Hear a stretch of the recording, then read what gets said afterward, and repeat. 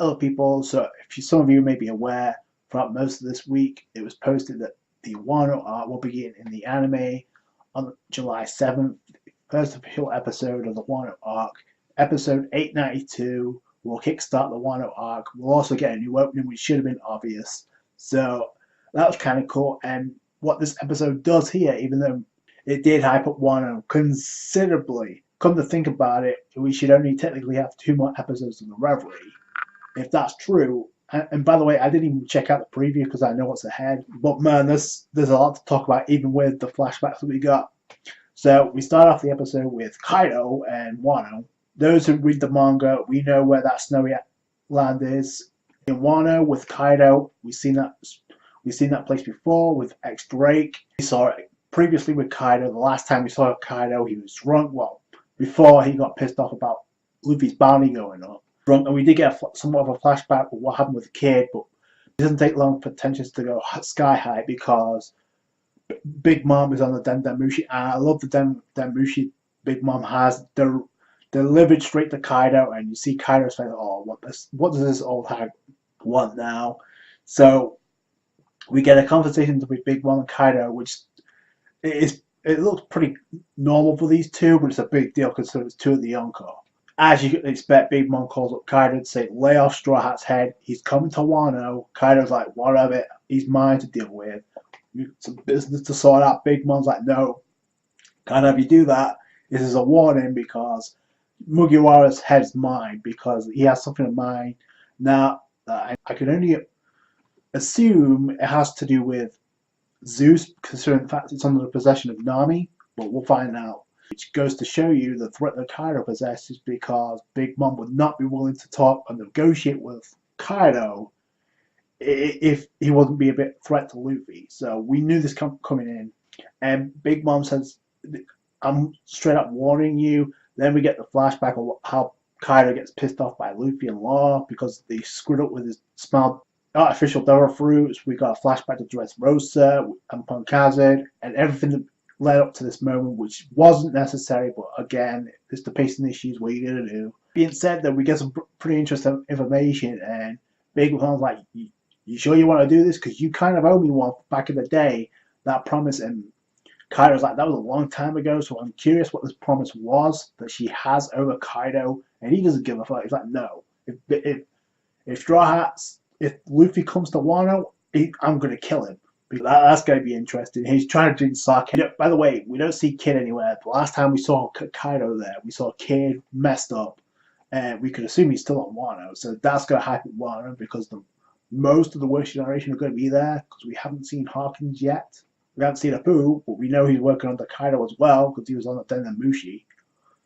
Talking about communication was cut off with Jack, so I'm part of the Kid Alliance. They also had Kaido fell on their ass.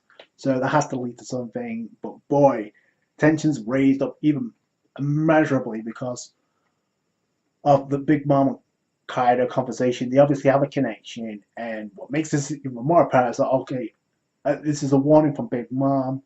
But instead, I was waiting for this in the anime. They did a pretty good job.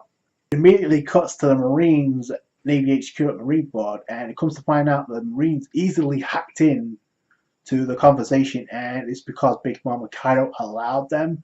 Now, some of the Marines actually said maybe they're mocking us instead of covering up the tracks, but they don't really care. So the Marines easily hacked into the conversation, so they know Big Mom could go to Wano. She threatened to show up on Wano to stop Big Kaido from killing Luffy because she wants that honor for herself. So the Marines are aware of this. Akainu is aware of this because they're talking to him, and as soon as I saw Bossolino or Kizaru say, "You want me to go colliding on Wano?" I'm wondering how he could do that. But then again, we did get a breakdown of the only people that could stop Yonko from clashing like Kaido and Big Mom are Marines, or the Admirals, or the Shishibukai. So that's pretty interesting. So Sakazuki says hold off on that because Wano doesn't fall under jurisdiction, so we can't do anything. Plus the samurai. So is Akainu backing off because of the unknown threat? Or is he just playing by the rules? I don't know. But it does set up an interesting plot point of what may happen if Admirals show up on Wano. Could they stop Big Mom and Kaido from clashing? I don't think so. But immediately cut to, I guess, Garp, and he's talking with Hina and other members of the Marines, worried about this because, oh, this could be bad news for your grandson, because if he goes to Wano and Big Mom and Kaido have an axe to grind, he's making enemies, Garp's just laughing his ass off, and it's like, we can't do anything because most of the Marines are dealing with the Reverie right now, which, again, could back up the fact that maybe the Marines won't get involved with Wano because that would be overkill anyway.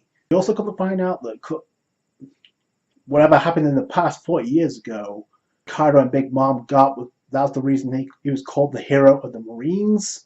So that's interesting. But then he brings up the Rocks Pirates, and apparently they're still out there, and they were existed way before Goldie Roger's time, and apparently they were the head honchos before then.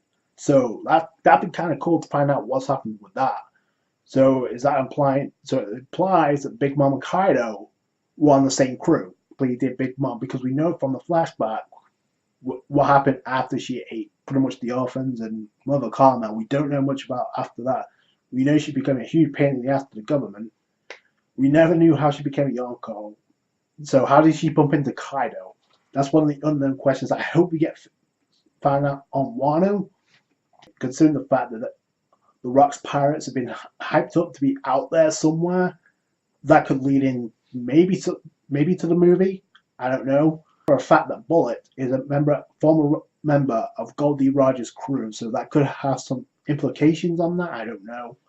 Some interesting stuff with the Legend of the Rocks Pirates. So they were the top tier, kind of where Goldie Roger's crew was, the King of the Pirates, before his time, 40 years ago. It's not much of an uproar, but he's not big enough yet. So he has not made that much of an impact. He's still fledgling, and it takes us most of the episode to get through with the business. What happened with the history of Kaido, Luffy, Rayleigh, and Jinbei go to Marineford to obviously overlook the Straw Hats. Everything that happened after the time skip. So it was unnecessary, but I get why it's there. So we go over to Marineford or Marajoa, the Holy Land. We go to the Gorosei, the Five Elder Stars. And I love how the titles, the high authority figure, the Gorosei at this point in time, considering it's the Reverie. Then when we see another Yonko walk up to them by the name of Shanks, no fucks given, and under normal circumstances, you should not be able to be here, considering the fact he's a pirate, number one. Number two, the Reverie anyway, so they've got business to attend to, but they say because it's you, Shanks, we'll hear you out. So, right up there with Sengoku and his respect for Shanks, Gorosei obviously respects Shanks. He has some type of pull, and he's like, we need to talk about a certain pirate. So the Yonko are making their moves, big time. Now, I want to go back to the whole hacking of the communications with the discussion we had with Kaido and Big Mom. So the Marines hacked into the conversation, no problem. Who's to say that the other Yonko didn't do the same?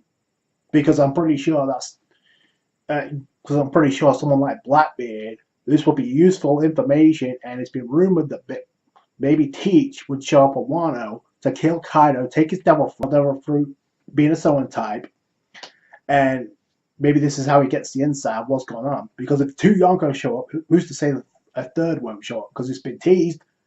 I mean, this episode pretty much teased Big Mom showing up on Wano.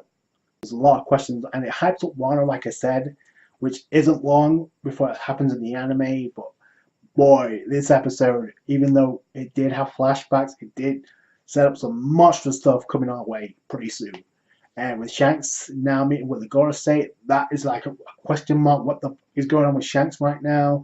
How can it be this much of an influential figure within the government to like bypass the normal security? And you see that normal guards, right, standing by, they were told to clear out because whatever Shanks has to say, they don't want them to hear it. So that's big news. And last week we had the throne, the empty throne kind of revealed to us about the celestial dragons or the noble families fighting it out for the one true successor, those without prejudice or bias could only sit on that chair. We saw that with Stelly, and he's like, I want to sit on that chair too, which is a total reference to Game of Thrones, and it's been revealed that it's more than documented that Oda is a Game of Thrones fan. So, and if you remember back after Dressrosa, when Doflamingo was talking to Suru, he kind of mentioned the whole thing about throne wars. Who's going to rule the seas? The Yonko, the Shishibukai, all those little bastards in the worst generation, the Marines, the Revolutionary Army, or the Will of D. And so that epic speech is coming right back to full center, and it kind of makes sense now what he was referring to. So maybe there's going to be a war within the government itself for the throne. We kind of got the CP0 show up last week, although with the Reverie, despite the filler and despite the flashbacks, is really heating up. The Yonko interacting, so that's always cool. The backstory about, I guess, somewhat of the story of the Rocks Pirates hyping up a future threat possibly, and a future connection with Big Mom. All in all, it was an okay episode. Could have cut back on the flashbacks, but like I said, timing is kind of off when it comes to the Reverie and Wano. We have that July 7th to look forward to. Those are my thoughts. Please tell me those in the comments. That's going to do it for today, guys. Thank you so much for watching. Like this review if you did. Subscribe to more One Piece. Catch you guys later. Thanks, guys. Bye.